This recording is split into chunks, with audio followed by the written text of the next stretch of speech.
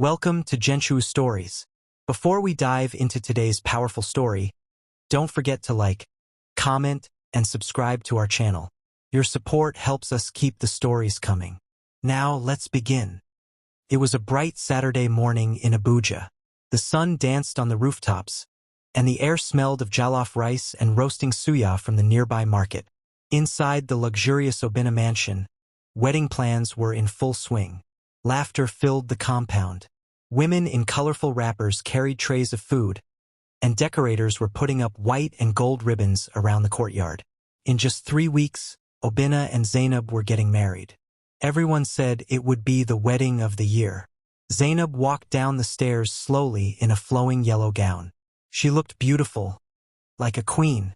Her nails were freshly done, her hair packed into a bun, and her lips curved in a calm smile. But her eyes? They were only on one thing, Obina. He was sitting under a palm tree in the courtyard, wearing a white kaftan. He looked peaceful, but he had something on his mind. As Zainab sat beside him and gently touched his arm, he smiled. "Z," he said softly, "do you love me?" She giggled. "Obina, what kind of question is that?"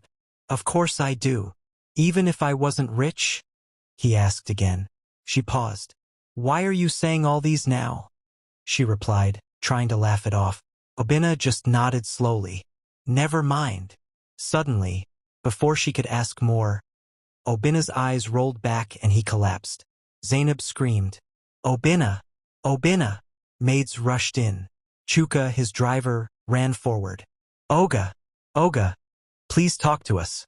An ambulance was called. Within minutes, Obina was taken away to St. Helens Hospital. The mansion went quiet. Felt like the music had stopped playing in all of Abuja. Mama Ngozi arrived later that evening. Her head tie was tied high and her face strong, but her eyes were full of worry. "What did the doctors say?" she asked the family doctor. "Madam, the tests are not looking good," the doctor whispered. "It may be a nervous breakdown, or something worse. He's not responding much." Zainab stood at the corner, her hands shaking. Halima stood beside her, holding her bag. Halima whispered, "Z, this is too much. You didn't sign up for this." Zainab turned to her. "What do you mean?" "I mean, you're just 28. You haven't even married him yet. Now he's sick and poor." Zainab frowned. "What do you mean poor?" Halima opened her phone. "It's all over the blogs. Obina Okonkwo's accounts frozen over fraud investigation. His tech company closed.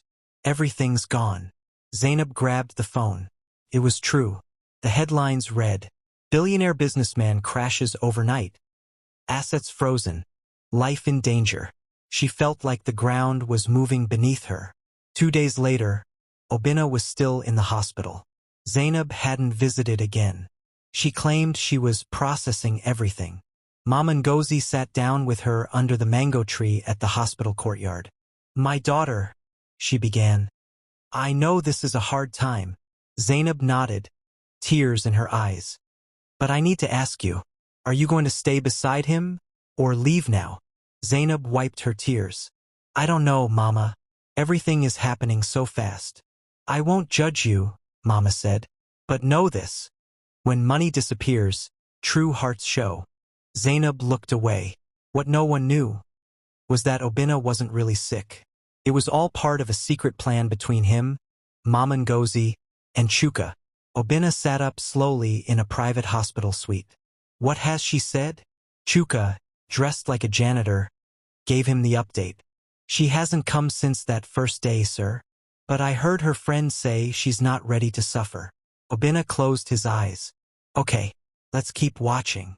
Zainab sat in her bedroom, looking at her engagement ring. Her phone buzzed. "Halima, there's a party tonight at Ambassador's Club. Come out. Clear your head." She stared at the ring and slowly removed it. Her heart was heavy, but her mind was louder. "He has nothing now," she whispered to herself. "Am I supposed to become a nurse overnight?" She placed the ring on the table and went out. Chuka followed her to the club. She was laughing, dancing, even talking closely with another man. He shook his head. Later that night, Chuka returned to Obina's room and gave his report. Obina just nodded. "No need to say more," he said. "I've seen all I need." But his heart, it was broken. The next morning, Zainab got a text from Mama Ngozi. "He wants to see you, alone, one last time." She wore her makeup, grabbed her purse, and walked into the hospital with practiced grace. She didn't know that everything was about to change, and that Obina was finally ready to speak. Zainab enters the room. She doesn't know Obina is awake. But this is the beginning of the truth. The white hospital door creaked softly as Zainab walked in, her heels clicking lightly on the tiled floor. She wore a fitted blue dress and had done her makeup just right, subtle, elegant, expensive. She looked like the perfect bride-to-be. But inside, her mind raced. She hadn't been here in days. Not since the news broke. Not since she took the ring off. And now, Mama Ngozi had said he wanted to see her one last time. What did that mean? Was he dying? She pushed the thought away and stepped closer to the hospital bed. The curtains were half drawn. Machines beeped quietly in the background. Obina lay there, motionless. Zainab sat at the edge of the bed. "Obina," she said softly. "I'm sorry I haven't come in a while. Everything has just been overwhelming." Silence. She tried again. "I've been thinking about us. About everything. Maybe we rushed things. Maybe we didn't really know each other as well as we thought." Still no reply. She looked around the room, confused. "Mama Ngozi said you wanted to see me. Why?" Just then, she heard a voice. "You finally showed up." Zainab froze. Slowly, Obina sat up in bed. No groaning, no weakness, just calm strength. She stood up quickly. "Obina, you're not sick," he finished. She blinked. "What?" Obina pulled off the hospital blanket and stood up, his feet steady on the floor. "I'm not sick," he said again. "And I'm not broke." Zainab stumbled backward. I don't understand." "I know," Obina said quietly. "That's why I did this. To see if you would love me without the mansion, without the cars, without the title of billionaire next to my name." Her mouth opened, but nothing came out. "I was going to marry you," he said. "I gave you my heart. But I needed to know if you were marrying me or my money." She tried to speak, but he held up his hand. "I watched you," he continued. "You never came back. You stopped checking on me. You went to a club with another man." "It wasn't like that," she burst out. "I was scared. Everything was collapsing. My head wasn't thinking straight." Obina looked her in the eye. "Love doesn't run away when life gets hard, Zainab. It holds on, even if it shakes." She stared at him, her voice trembling. "So, this was all a test?" "Yes," he said. "And you failed." Zainab broke into tears. "Obina, please, you don't understand. I was confused. I didn't know what to do." Obina nodded slowly. "Now you know how I feel. I was confused too, about you. I made a mistake," she said, reaching for him. "But I love you." "No," he said gently, stepping away. "You love the life, not the man." The door opened. Mama Ngozi stood outside. Zainab turned to her. "Mama, please talk to him." But Mama Ngozi just shook her head. "I warned you, my daughter," she said. "Life is not always sweet. Sometimes it tests us. And the people who run during the test, they were never ready to begin the journey." Zainab broke down. "Please." But Obina said only one thing. "The wedding is off." And he walked out of the room. Later that evening, Mama Ngozi sat beside Obina in the hospital garden. She handed him a bowl of roasted groundnuts. "Your father would be proud," she said. Obina smiled faintly. "It still hurts." "I know," she said. "Love always hurts when it's not real." They sat in silence for a moment. "She could have stayed," Obina whispered. "Even if just to sit with me. I didn't need anything more." "You don't need someone who disappears when you fall," Mama said. "You need someone who brings you water, even if all she has is a broken cup." Zainab sat in the dark. The engagement ring was back in its box. She looked at it through teary eyes. Her phone buzzed. Halima again. Girl, forget that man. Come out. There are other billionaires. Zainab stared at the screen and turned off her phone. Over the next few weeks, Obinna stayed quiet. The media tried to reach him, but he said nothing. People whispered about the scandal, but he ignored them. He donated quietly to charity. He visited schools. He gave money to sick children in hospitals. No flashy news, no drama. Just peace. One day, Chuka leaned toward him and asked, "So, are you going to trust anyone again?" Obinna looked up at the sky. "Maybe," he said, "but next time I won't test her. I'll just watch how she treats me when I have nothing." 3 weeks had passed since the day Obinna called off the wedding. The news spread like wildfire across Abuja's social circles. Billionaire cancels wedding days before ceremony. Fiancé disappears. Zainab seen crying outside boutique. Heartbreak or regret? People talked. Neighbors whispered. But Obinna remained silent. He poured himself into charity work. Built boreholes in villages. Sponsored school fees. Helped hospitals in need. Yet even as the world praised him, his heart stayed quiet. Bruised, but calm. Mama Ngozi noticed it too. "My son," she said one afternoon, as they walked by the garden. "You've buried your feelings." Obinna looked at her. "It's better than pretending I don't feel hurt." But what they didn't know was that the past wasn't done with them yet. Zainab sat in her friend Halima's apartment, staring at a blank television screen. She hadn't eaten all day. Her skin looked dull. Her edges were undone. She no longer wore makeup or jewelry. The ring was gone. So was the attention. Halima scrolled on her phone and sighed. "Girl, you need to move on. Obinna isn't the only rich man in this city." Zainab didn't respond. "You're young," Halima continued. "You're beautiful. Just post some new photos, go on vacation. You'll have 10 new suitors by Friday." Still silence. Zainab finally spoke. "I don't want 10 new suitors," she whispered. "I want him." Halima looked confused. "After what he did to you?" "He was testing me," Zainab said. "And I failed." Halima rolled her eyes. "Please, that man is toxic. What kind of person fakes sickness just to test you?" Zainab stood up slowly. "He's a man who's been hurt before, who needed proof before giving away his future. And I gave him all the wrong answers." That night, Zainab sat with an old notebook in her lap. She wrote one thing at the top. "I want to fix what I broke." And below it a list. Visit his mother's village, help in his name. Volunteer at the children's hospital he supports. Speak to Mama Ngozi. Apologize. Face him. She knew it would be hard. But love wasn't supposed to be easy. 2 weeks later, Obinna stood outside a small orphanage in Mujj. He had just donated books and food for the children. Laughter filled the yard. Then someone called out, "Uncle Obinna, someone is waiting for you inside." He walked in and stopped cold. Zainab. She wore a simple blue bubu. No jewelry. No makeup. Her hands were dusty from washing the children's clothes. She stood when she saw him. "I didn't come to beg," she said gently. "I came to tell the truth." Obinna didn't speak, just watched. "I failed your test," she said.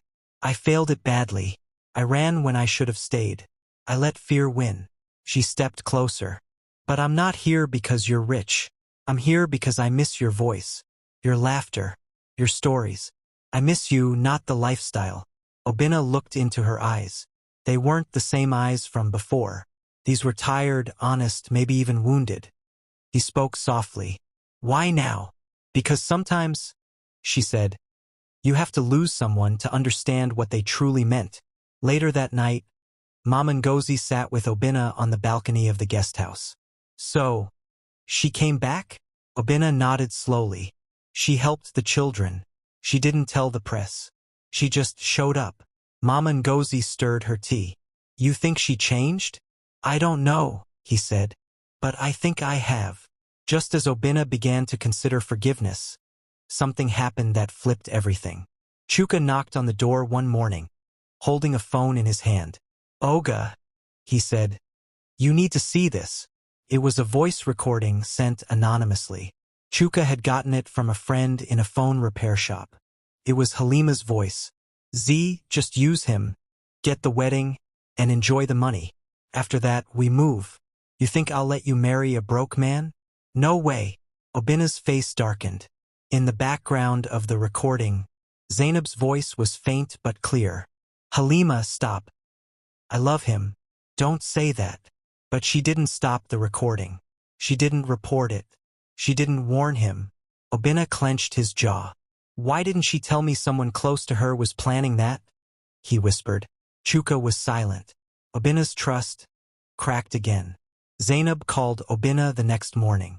Can we talk? Yes, he said. But this time we'll speak with no secrets. She didn't know. He had already heard everything. The air was heavy with tension as Zainab walked into the quiet garden behind Obina's house. The same garden where they once planned their wedding menu.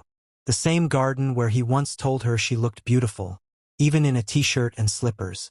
Now they sat across from each other at the stone table. Obina's face was calm, but unreadable. Zainab looked down nervously. Thank you for seeing me. I told you, Obina said gently. I believe in talking, even when it hurts.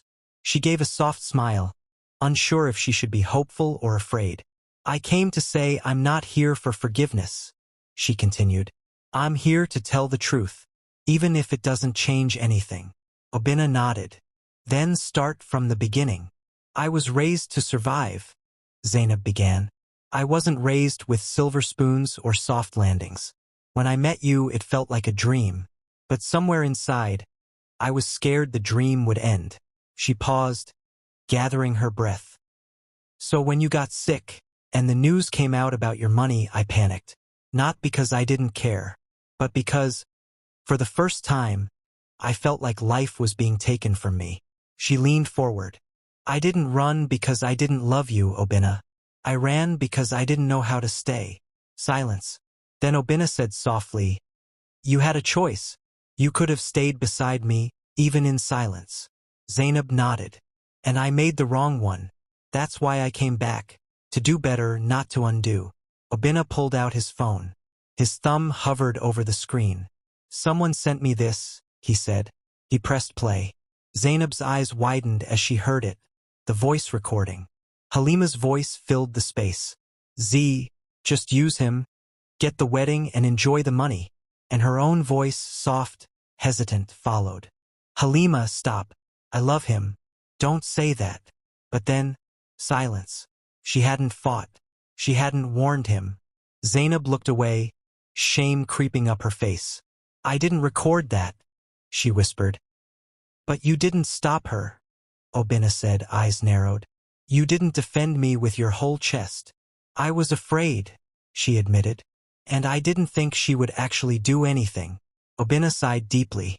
And you let me walk into marriage with someone who had friends like that? Zainab's voice cracked. I'm sorry. I know that's not enough, but it's all I have. From behind the hedges, Mama Ngozi had been listening. She stepped forward, her voice calm but firm. Both of you are broken, she said. But broken people can still build love if they're honest. Obina stood, his back to them both. I don't know if I can trust her again. Then don't, Mama said. Not yet. But don't throw away someone who's willing to stay when there's no promise of reward. Zainab wiped her face. I don't need a mansion or designer bags, she said.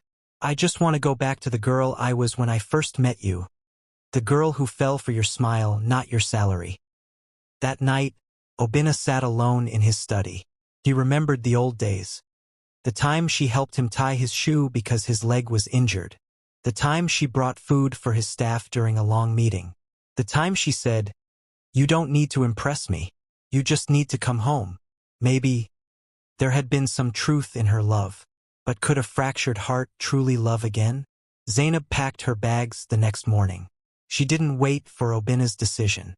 She left a note at the gate. If you ever want to try again, I'll be in Mujj, teaching at the community school you helped rebuild. I'm not hiding. I'm just healing. Obina found it later that day. He read it twice. then folded it quietly and placed it in his jacket. He didn't rush. He didn't call. He simply watched the sun rise. It had been 3 months since Zainab walked away. In that time, Abuja's gossipers had moved on. Obina's name stopped trending. No more news about the wedding. No more photos of Zainab shopping in Woods or posing for lifestyle blogs. Everything went quiet. But something deeper was happening. In both of their hearts. Dusty roads. Barefoot children running around with tires. Laughter everywhere.